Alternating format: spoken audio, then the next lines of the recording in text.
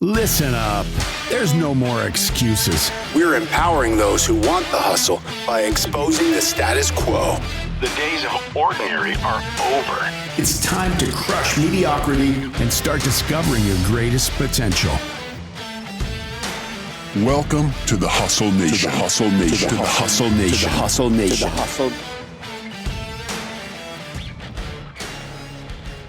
Welcome back to another episode of the Hustle Nation podcast. Today, as always, we've got a real treat. Mr. Chris Ducker is in the house. Chris is speaker, author, entrepreneur extraordinaire, and hails from Cambridge, England. Chris, welcome to the show. Thanks for having me, Chris. It's good to be here. I'm excited to have you. So you may or may not know this, but I first came across you through the Pat Flynn Smart Passive Income podcast. Okay. Probably 10-ish years ago. Yeah.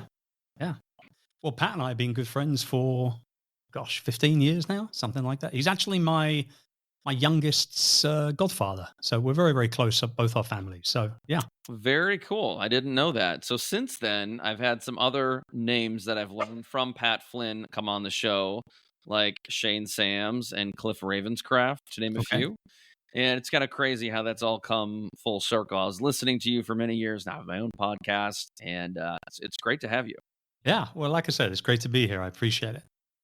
So you have a great journey, Chris, and that's where I like to start is I want to hear, and I know a little bit about it because I've followed your content and you for quite some time. Tell our listeners about your story and how you got to where you are now. Man, how long you got? Plenty of time. It's been quite a journey. I mean, really, I've been an entrepreneur for almost 22 years. Really, kind of from a background of sales and marketing, that's been my kind of career path from the age of about 17. My first sales job. In the year 2000, I took a real gamble. I left a very, very, very, very strong position with a publishing company here in the UK to go out and work with an international bank over in the Philippines. And we were involved in the kind of local personal loan, credit card facilitation, that kind of thing locally. And I was managing a workforce over there of a couple of hundred people. And then about 2-3 years in, I broke contract and set up my own consultancy. Continued to do something similar for a while before we morphed it into a full-blown outsourcing business process company. That kind of is where we get to around sort of 2004, 5, 6-ish, and we started to get very, very serious about the business growth and the scalability side of things. Built that business up, hit our first mill in the first couple of years, ended up selling that company actually last year, after all those years, which was great. It was a bittersweet exit, but nonetheless a financially rewarding one, which I'm not moaning about. But prior to, in the middle of all of that as well, I started Virtual Staff Finder in 2010, which is still in operation now, which is a VA recruiting company. I started Upreneur 9 years ago, almost at 10 years for that company now, which is a personal brand expert business education company. I invest, I advise, I sit on boards, I speak, I write books, third book coming out next year. That's it. That's it in a nutshell, so to speak. There you go. So what was the business that you had sold recently? So that was the call center business. So we had about 450 or so employees, 16-year-old business, working mostly with corporations in the United States, UK, Australia, a little bit in Europe, but not much. And that, that business, I'd not actually been involved in running it day to day and since probably about 2014, 2015. So it's been a good while I'd been out of that business. I was a true owner. I wasn't an operator anymore and had people running it for me day to day. And that was kind of like around the same time that we started Upreneur, which a lot of people know me for online, obviously. And it was kind of weird at first, because at first I really loved the idea of like building a huge company. We had like three floors in a 4-story building that we took. hundreds of employees, great clients, traveling around the world, business meetings, everything was great. But I soon became pretty tired of it, if I'm to be really honest with you. And it wasn't until around 2008-9 when I first met Pat and a few other folks that are, still in the online game now. Amy Porterfield, John Lee Dumas, these kind of guys. We always call ourselves kind of the original OG kind of crew because we all started and came up at the same time. Yeah. What's nice about that is when I look back on those early days of hanging out with people like Pat, John, and Amy and everyone else, to see us all now flourishing the way that we have for the most part, just goes to show you good people find good people. Good people hang out with good people. And in the internet game where, there are not so good people hanging around as well, it's nice to know that if you gravitate towards the right people, they can lift you up and they can, help you achieve great things. And we've certainly all supported each other over the years with, speaking careers. And, I remember a time actually with Pat, and he won't mind me telling me this story because we talked about it on his show, but we were in LA, both speaking at an event together, and I get a knock on my hotel door about 1 a.m. and it's Pat, and he's in full speaking regalia, right? Full blown tie, jacket, the whole thing. It's like 1 a.m. So what are you doing? He said, I need you to come to my room now. I need to do a complete run through so you can let me know what you think of my presentation. I said, dude, it's 1 o'clock. Like, you for real? It's 1 a.m. Oh yeah, you got to help me. So I go into the room. He's set up, man. He's got the laptop. He's got the clicker in his hand. He's going through the whole thing. And I did. I sat down and I at 1 a.m. I went through the entire presentation with him, and he did great. And the next day he crushed it.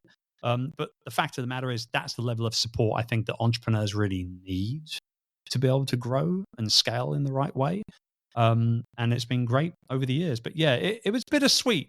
To go back to your original question, it was bittersweet last year because on one hand, I was saying goodbye to part of my legacy, which I'd obviously worked very, very hard to build up over that period of time.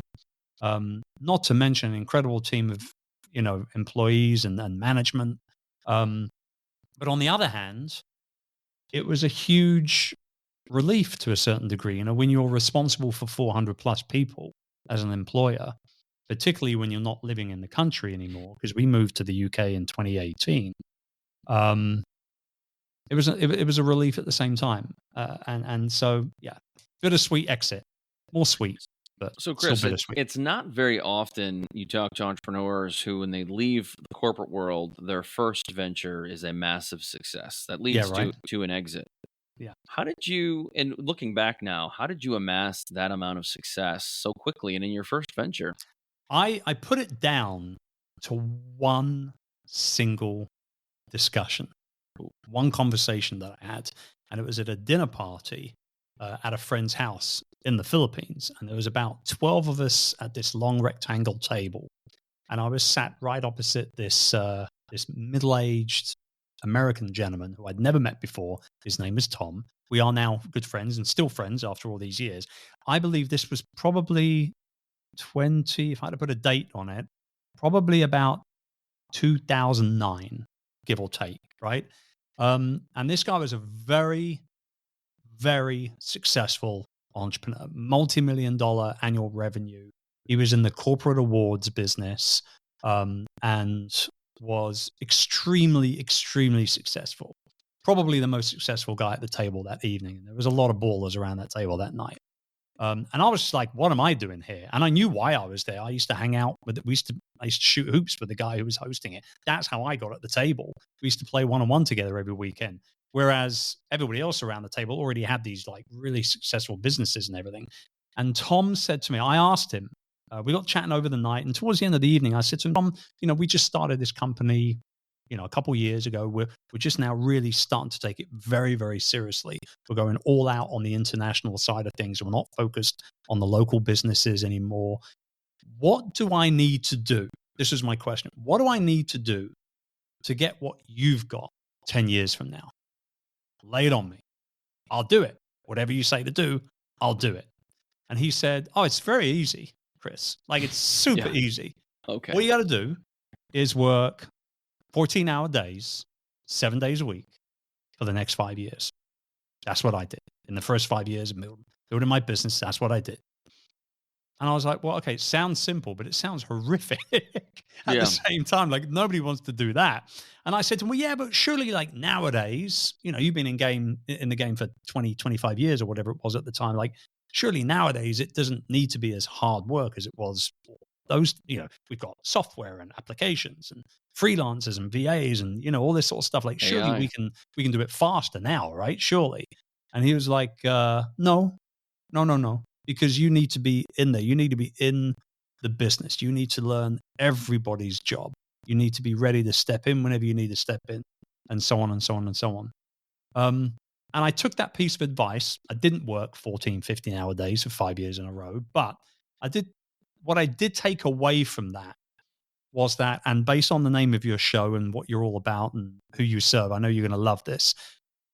What I took away from that, and I didn't really take away from it like word for word, but now retrospectively, I can look back at it. I knew that I needed to hustle.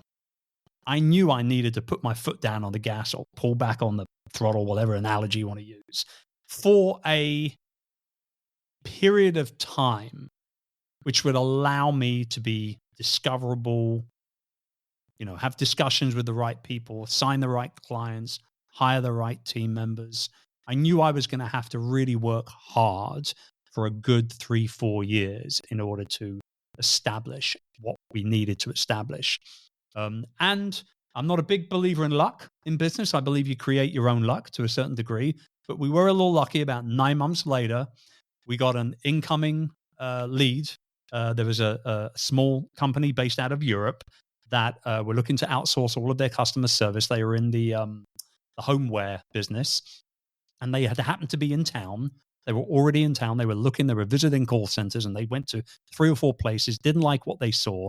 They called us the day before they were due to fly out, said, we only just discovered your company. We know you're on the way to the airport. Can we swing by on the way to the airport and come and visit you? Sure. So they turn up and they walk out. We've got 25. We would sell our business on seats or employees on seats. We had a 25-seat contract, handshake right there and then before they left. Paperwork was signed a few days later.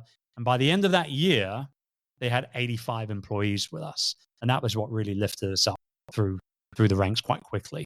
But hey, I had to work hard to get there. And that's exactly what happened. Yeah, I love that. So you said hard work. Now, we talked about hustle and how we're on the same page with that before the show. Mm-hmm. But what does that mean? Because I think the word hard work or the phrase hard work can mean a lot of different things to different people. A lot of people think they put in 60 hours a week, but they don't. Or a lot of people think they're grinding or hustling, name any word you want, but maybe they don't. So what is hard work to you, or what was it when you were putting in that time for those 3 to 5 years? I mean, hard work to me now is completely different compared to what it was all those years ago, right? So you asked about all those years ago. I'll answer it in that regards. It was about doing longer hours than I would have wanted to have done. I guess I was probably working on average maybe of 5 to 6 days a week, 10 to 12 hours a day. So it was putting in the hours. But it wasn't as if I was just sitting there twiddling my thumbs. I was actively cold calling to find business. I was actively training employees to find the right team members. I was actively working with IT to make sure our infrastructure was as solid as a rock and we wouldn't have downtime. If you have downtime in the call center industry or the BPO industry, it means you don't get paid, plain and simple. It's like a car with no gas in it. It ain't going to go nowhere. So, whether it was, finding, power generators to be installed, to back up ISPs, to, all these other things, like it was a full on thing, man, because we were very much in the midst of a bit of a boom in that country for that industry at the time. It probably was a little easier to achieve everything we needed to achieve at that point than it would have been maybe 3 or 4 years earlier or 5 or 6 years later, because 5 or 6 years later, it became almost impossible to keep people under your roof as employees for any longer than a year, because they would just hop from one facility to another because people were so desperate for staff. They would just throw stupid salary advances at people And, oh, you've been at Chris Ducker's company for a year? Sure, no problem. Come over here. We'll give you, 30% more, that kind of thing. So it was pretty brutal 6-7 years into it. So yeah, looking back on it, it was longer hours. It was certainly, a certain amount of sacrifice. We just got married, just had our first kid with my second wife. And, it was sacrifice, man. But I also knew that this was the shot. Like, this was the shot. There wasn't going to be another shot that could ultimately get me up to the level I wanted to be at anytime soon. So it was very much a matter of kind of making hay when the sun was shining as well. So in that process, were you operating your business with a strategy, with a real game plan? It's a good question. Like, did you have a strategy that you operated from? Yeah, I mean, the strategy was sign as many clients as we can. So not really. Well, we're bootstrapping, man. And by the way, my entire career, I've never borrowed a single cent. I don't owe a single cent to anyone. I'm not in debt in any way, shape, or form, and it's always been like that since day I love one. that. So everything we've made has always been put back into the business, right? So no, it wasn't kind of fly by the seat of your pants kind of thing, but it was do what you need to do to get the business, sign the client at all costs, and then we'll figure out how to staff that client campaign after you've got the contract and the deposit kind of thing. I love it. We hustle hard, man. We worked hard, It sounds like it. Well, the reason I ask about strategy is this. I'll give you a little context, and people listen to the show have probably heard me talk about strategy a lot. But I grew up in a small business. I have a lot of friends and family in small business. And the one thing I found was a lot of them will chase their goals in perpetuity. They always they're stuck in the hamster wheel, always end up coming up short. And I like to ask questions to find out what the root cause is. I'm kind of like a root cause guy. And to me, it always comes back to strategy. So many entrepreneurs are stuck because they don't have a game plan. Now, they say they have, my game plan is to sell more and to do this. But if you don't have it in documented form, you don't really have a plan. And if you don't have a plan, how do you know what you need to do? How do you know what success looks like? And on and on. In my opinion, that is the number one reason why so many entrepreneurs just are chasing their tail in perpetuity. Is that fair? Yeah. I would say it's totally fair. I would caveat that by saying, though, that certainly based on the people that I work with, and I coach and mentor many, many entrepreneurs, I don't think many of the people that I've coached actually have gone into their businesses with a plan in place per se. But I think that, they realize that if they really want to scale and go further, faster, then you need to get a plan in place in order to be able to do that. What that plan looks like will differ from one person to another. I work with a lot of personal brand entrepreneurs, so people like coaches, consultants, speakers, authors, that kind of thing. And that type of business owner is probably going to work slightly differently to a SaaS business owner or to a service-based, or product-based, e-commerce-based business owner. But ultimately, I would say you're 100% right. If you want to scale, if you want to grow, a plan is inevitable. Yeah, I think so. But I've been guilty of it, so I've lived both sides of it now, and I can appreciate that. You and me both. So, Chris, getting back to your journey, it's a very interesting one. You now have your hands in a lot of different cookie jars.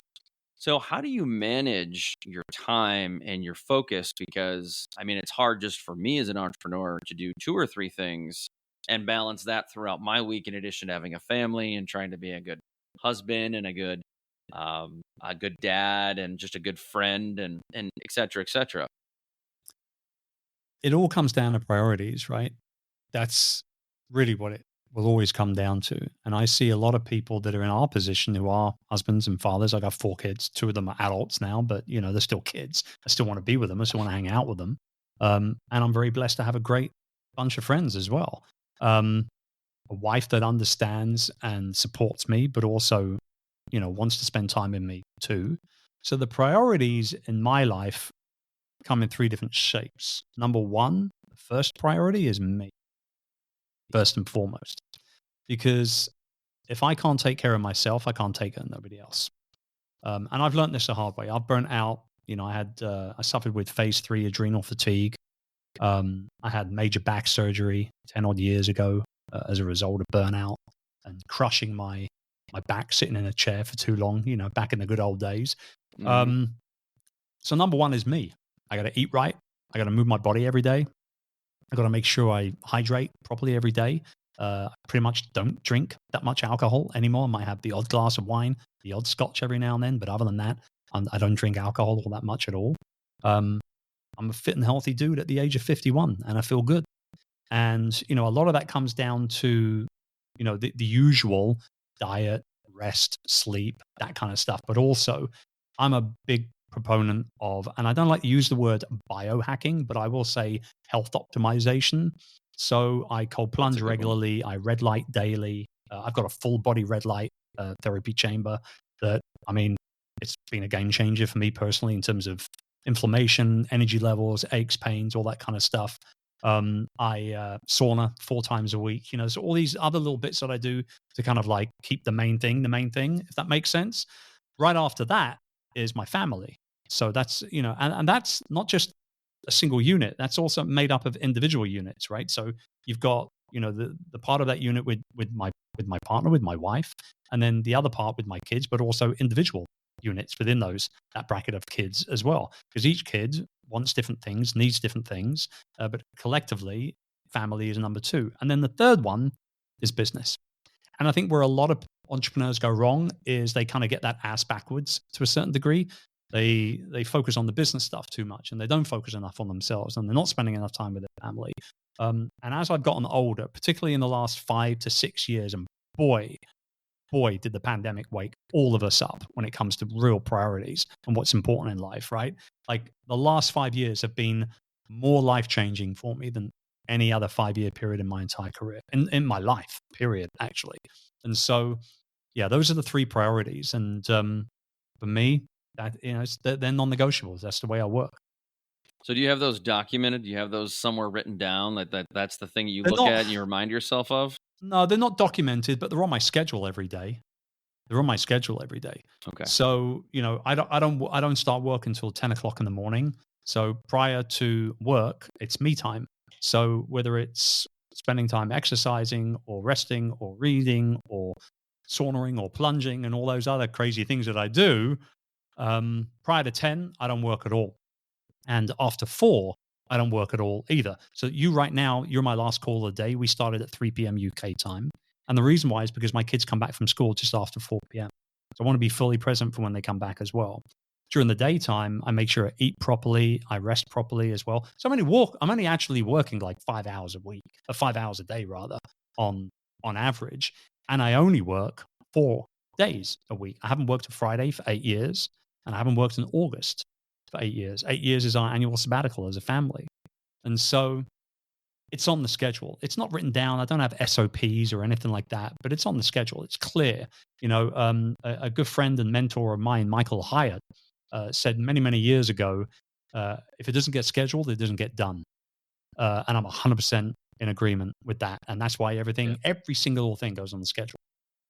Yeah, and if you don't know Michael Hyatt, you should look him up and get his full focus planner, because it could be the game changer. And one of the reasons I bring that up, because I would tell my wife for years, I always said that I was forgetful on things. And it was partially because I wasn't taking care of myself. Number 1 wasn't the priority. Me wasn't a priority. So health, sleep, exercise, diet, etc. And I didn't realize even in my 30s that could impact me the way it did. Turns out it did. Yeah. And then I started to get priorities by using a daily planner, like the full focus planner. And it kept my priorities and my goals in front of me. So I couldn't say out of sight, out of mind. And that's why I say to a lot of other entrepreneurs, you got to write this stuff down. You got to keep it in front of you. And you're reminded every day what your priorities are. And if it's a priority, it'll be on your calendar. And if it's not, it won't, in the simplest form. Yeah. Simple as that. Yeah. Couldn't agree more. So, Chris, you got a lot of stuff going on right now. Where is your full focus at the moment? My main business focus is my roundtable mastermind, and it has been like that for the last couple of years or so. So my roundtable is made up a maximum of 50 people at any one time. We have 2 different levels. We have a gold level and a platinum level based on what part of the journey you're on. And platinum folks get one-on-one access to me. Gold folks don't, but they still get access to a certain degree in a number of different ways. And that the reason why that's my focus is because I've prioritized it to become my focus. So Upreneur, which like I say is about to celebrate 10 years next year, is now actually operated day to day by my eldest daughter, my 27-year-old. And she's our COO for that company. And so she handles all of our courses, our group coaching cohorts and things like that throughout the course of the year. But really my main focus business day to day is facilitating and serving the clients within the Roundtable Mastermind. And that probably, I would say, takes up about 70% of my work week in one way, shape, or form, whether I'm on calls or on WhatsApp. My platinum members get one-on-one access to me, all year round on WhatsApp. And maybe I'm, at live events or I'm speaking and that sort of thing. But generally, that takes up the vast majority of what I'm doing. So at some point, I'd love to have you back and talk exclusively about masterminds, because it's a subject that comes up a lot with individuals we talk to, whether it be wanting to have their own mastermind or join one. And there's a lot of variations of what a mastermind looks like, good, bad, or indifferent. Oh, yeah. But I would love to hear from your perspective. What is the benefit, and what does a traditional mastermind look like? Man, I can quintessentially say, hand on heart, there's no way in the world I would be where I am now in terms of level of success were it not for mastermind groups and coaches and mentors. I reckon I've probably invested upwards of $500,000 in the last 10 years in those programs, working with coaches, with the right mentors, being at the right events, so on and so on. And the reason why is because it works. It works better than any course you can ever take. It can work better than any book that you can ever read or any event that you ever attend. And I just feel like there is an incredible force behind getting yourself into a group or working with the right coach or mentor who understands the journey that you're on and can facilitate you making the right moves and avoiding the wrong moves. And generally, putting pedal to metal, so to speak, right? Because for me personally, I can genuinely say to you, all the big breakthroughs I've had in the last decade have come about from masterminds and coaches. There's no doubt in my mind about that. And I can't put into words just how very important they've been to me in my life and my growth as an entrepreneur. It's been a complete and utter game changer. And it's the reason why I'm still a part of a mastermind myself. I pay for monthly. I still work with 2 individual coaches at varying times throughout the course of the year. They're both transactional relationships. I have one mentor that is not a transactional relationship. We're just friends, but he happens to be an older gentleman and he takes care of me in certain ways. And I also run my own mastermind group as well.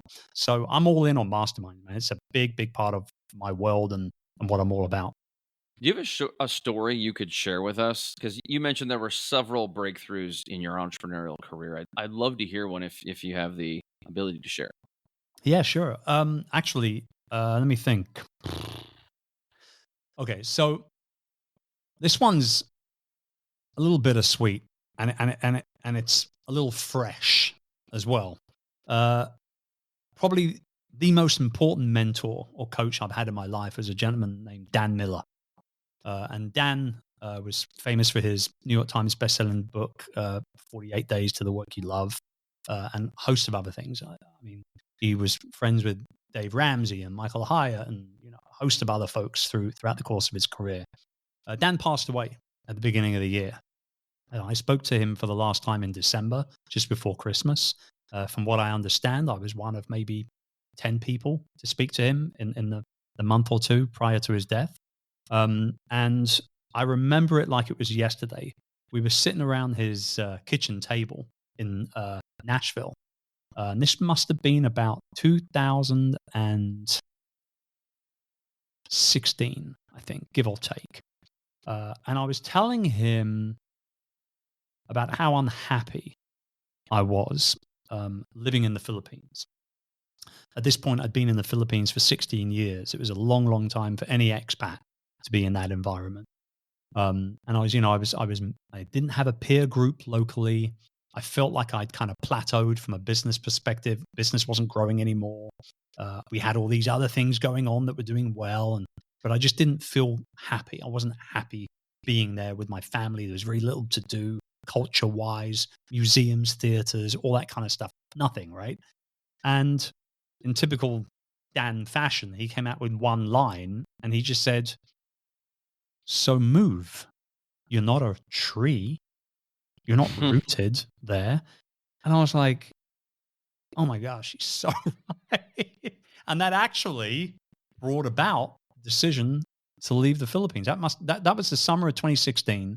And we left just after the summer of 2018. So 2 years later. And obviously we had to buy a house and get visas and all the other sort of stuff. So yeah, I mean, not long after that discussion, my wife and I had the discussion that led to us moving over here. And that, although it's not necessarily business related, business and life, the whole kind of work-life balance thing is a complete myth.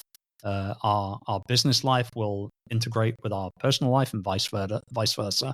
And that was probably one of the most important integral parts of or bits of feedback or coaching I've ever received. Dan.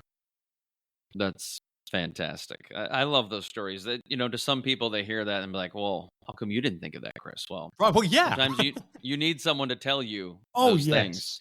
Absolutely. So, Chris, I don't know that I've ever talked to anyone who's been through a mastermind who said they didn't like it or didn't find value. However, I've talked to a lot of people that I've suggested it, or it's, hey, should I do this? But they're so apprehensive. Why do you think people are apprehensive to do that? I think, I don't think I know. It usually comes down to two things.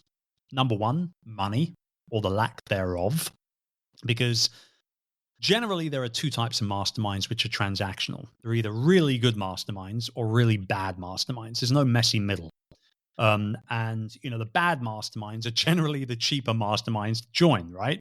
A couple of $100 a month or whatever price tag you want to put on it. Every decent mastermind that I've been part of has been an investment, like a genuine investment, upwards of $1,500 a month plus, right? So I think the most I've ever spent on a year for a single mastermind, including flights and accommodation for a few different retreats and things like that, I think I dropped like $45K 1 year on a single mastermind. But $45K, you can make that in a week. Launching something amazing to serve your people, right? So it's all relevant. But yeah, they're either, I think number one is money. And number two is fear of commitment, fear of failure, fear of not showing up for themselves first and foremost, because you'd be amazed. I remember I read a stat years ago that something like 47% of all online courses that are purchased never even started by the people that buy them. Wow. They never even take the first lesson.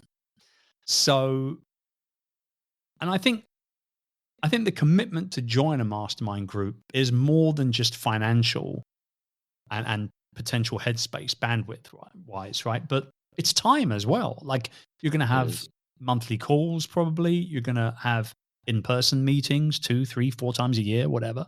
For our roundtable guys, we meet twice a year. We have a 3-day event, and it's an event. It's not just like a little get together. Like we pull out all the stops, right?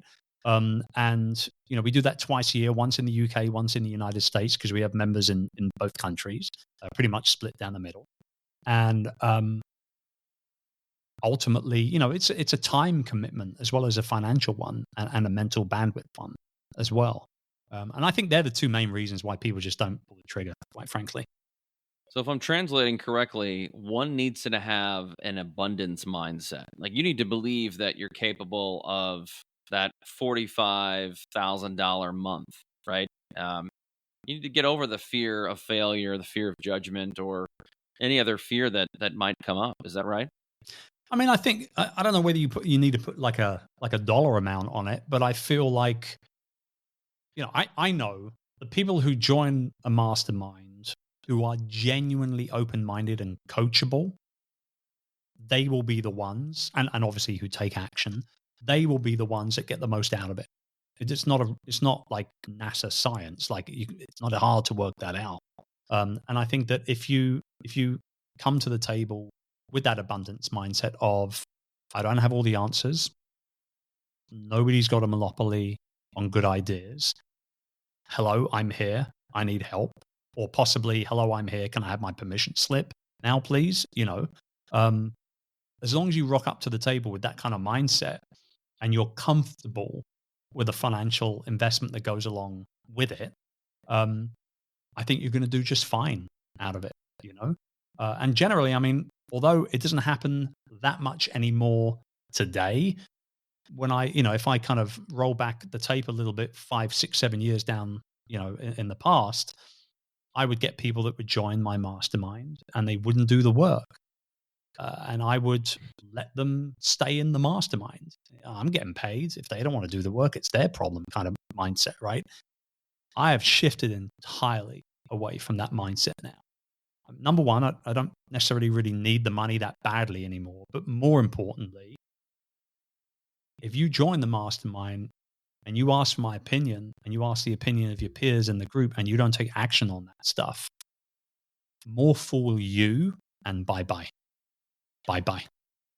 I will actively now, cull the membership numbers because it's maxed at 50, and I will cull people from the group if they're not. If they're 6 months into working with me and I can see they're just along for the ride and not really here to show up properly, then I'll ask them to leave and make space for somebody else. The other benefit that I've heard people say is they've learned as much from the curriculum or whatever is being taught or discussed as they have from their peers. Mm-hmm. So some people have said things like, I've made some unbelievable connections. There's been businesses that have come out of it, and partnerships, referrals, podcast guests, people co-authored a book together. Heard a lot of just tremendous stories about the benefits of being in a mastermind for a long period of time. Yeah, 100%. I mean, and the longer you stay in a single mastermind with a single coach, mentor, host, whatever you want to call it, the better that relationship will become, the deeper that relationship will become. And I want to give you a hot off the press, quite literally, example for this. I have one member who has been with me for about 5 years. She's amazing. Her name is Jenny Field. She's a communications professional here in the UK. She's a speaker, an author, high-level consultant for B2B industries across niches, you name it, right? And she's been, when she first joined, she was probably making about a couple of $100K a year. She's now doing 3.5 times that very comfortably. She's cut her working hours right back. And she came to me at the beginning of the year and she said, I think I'm ready to write my next book. I don't want to traditionally publish it because the first time around it was a nightmare. But I don't feel confident enough to self-publish it. Do you know anybody that can help me? And I said, yeah, I know a couple of people, but why don't I just do it for you? Why don't I help you publish it? So we actually gave birth to Youpreneur Press, which is our hybrid publishing imprint now. And her new book dropped literally this week. She sold over 3,000 copies in her first week already. And we published the book for her through our new imprint.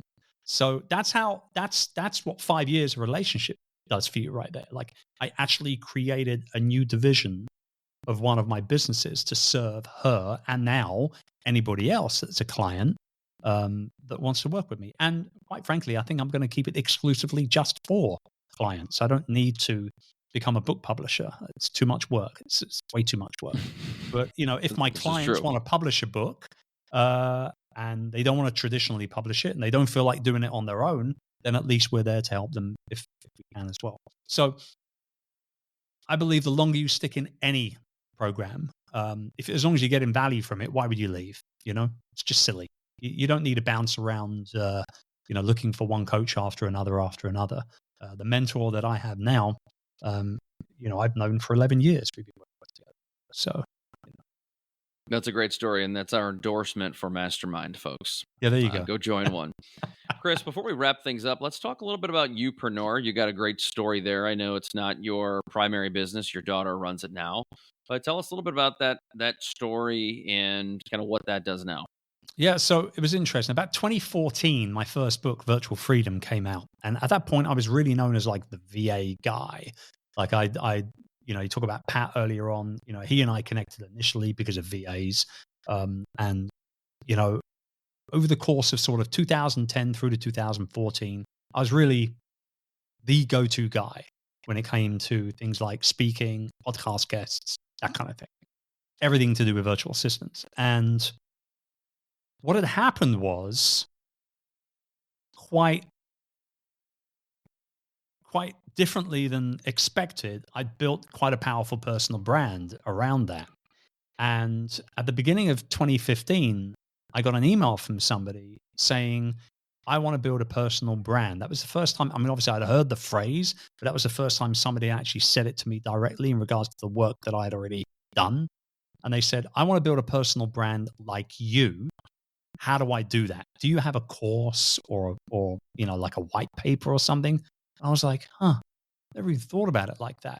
And I remember actually being in a mastermind with Pat and John and Amy and 2 or 3 other folks at the time, in an in-person kind of peer mastermind. We were all hanging out for the weekend. And I put it forward to them. This is what somebody's come to me with. And it was resounding like, oh, dude, you need to do that. Like you've built this personal, like you absolutely have to capitalize on that. Think about it. And later that year, I remember the day very well. It was July 4th. I was at Pat's house. We had just had a barbecue and a water balloon fight. And we retaliated after getting absolutely hammered by our children and wives, for that matter, as well, actually. Everybody was just bombarding us that day with their water balloons. We retaliated to his home office with a cup of coffee. And that was where the word Upreneur was uttered for the first time. Cool. I got the domain name. I got the social handles that afternoon. And that was where it all came about. And over the period of the 9 years that we've had it now up and running, it started off its life as a membership program to help people learn how to do it. It morphed into a course. It's now moved into, coaching cohort groups. We have our incubator. We have our accelerator program as well. And then the top tier of that is my personal roundtable. So everybody that kind of goes through the program can ultimately get to the point of becoming part of that program or that mastermind if they want. But that doesn't mean that we don't obviously take in applications from external people that are showing interest as well. But Upreneur really has become kind of like this big kind of brand where we've done live events and, all this other good stuff as well. And I'm now to the point where it's part of my legacy to hand it off. It's part of my goal to hand it off to Chloe for her to be able to kind of take it in the direction that she wants to take it. I think education will always be a very core component to the Upreneur ecosystem. But I know she's got ideas and they're great ideas for the most part. And so I'm excited to support her in the next 3 to 5 years and watching her build it up before I retire in my mid-50s, which has always been the plan. 55 has always been, the retirement goal. So there you go. So can a guy like you really, really retire at 55? I mean, you're going to be bored pretty quick, Chris. I know. My wife says it all the time as well. I see my retirement being nestled into 4 very distinct areas. First and foremost, my art. I'm a very keen watercolor artist. So I really want to paint a lot more than I do. Secondly, bonsai. I'm a big bonsai practitioner and have been for many, many years. I've got about 60 trees on the property here. Wow. So I definitely want to be able to spend more time with my baby trees. Obviously my family and travel. And you see how I'm kind of like, leaving the business thing to last because it should be last at this point. I can see myself probably working with maybe half a dozen private clients throughout the course of the year. 70, 80K for the year. Once a month, I jump on and have a call with them. I do 6 calls in one day and, just do everything else all the other days of the month. And that's kind of how I see it. So how I see it working. Yeah. Yeah. And you know what? Doing some podcasting, some public speaking. The speaking and the books thing will always come into play. I have at least 2 or 3 more books in me, I know for sure. And I enjoy being on stage. I enjoy visiting and meeting with people in person as well. So that will certainly continue for a certain period of time. But no, I mean, I when I say retirement, what I genuinely mean in that term is day-to-day work in the office, servicing clients, servicing businesses, being available fundamentally for work, quote unquote, whatever that might end up looking like. And I see myself sort of, wanting to get away from that first and foremost and really just doing more deep work with a select few individuals more than anything else. That does sound fun. I'm not going to lie. I mean, if that's what retirement looks let's like do it for together, me, man. I would be happy. Let's do it together. Jump on board. We gotta co-author that book on hustle too, right? Make hustle and a positive word again. Yeah, I'm a big fan of it. Masterminds for a lot of reasons, as we talked about. Chris, we both got a hard stop at the end of the hour. Yeah. But before I let you go, tell everybody where they can find you. And I believe you have a podcast too, right? I do. So the Youpreneur podcast has been going for many years now. We're about to eclipse 11 million downloads, which is insane. But yeah, I mean, you can just search for Youpreneur podcast on any of your, Spotify, Apple, whatever. But if anybody wants to get in touch with me, they can just do it at chrisducker.com. I wouldn't be much of a personal brand entrepreneur if I didn't have my own domain name, would I? And he does respond, folks. I mean, I'm living proof of that. He reached out and responded. So, Chris, there you go. Thank you so much for being on the show. A real joy to have you. It's been a long time of following yours and engaging with your content now. Finally having you on the show. For all the listeners out there, thank you for tuning in to yet another episode of the Hustle Nation podcast. Until next time, peace. Thank you for being part of the Hustle Nation. If you're serious about raising the bar in your personal and professional life and willing to go all in on your success, head over to hustleleaders.com. Here you can get access to our Hustle Productivity ebook, attend our Hustle Masterclass, or challenge yourself to the 30-day Hustle Challenge. Pairing these tools and training with the Hustle Nation podcast will help you advance to a whole new level. Until next time, stay hungry and inspire those around you to hustle.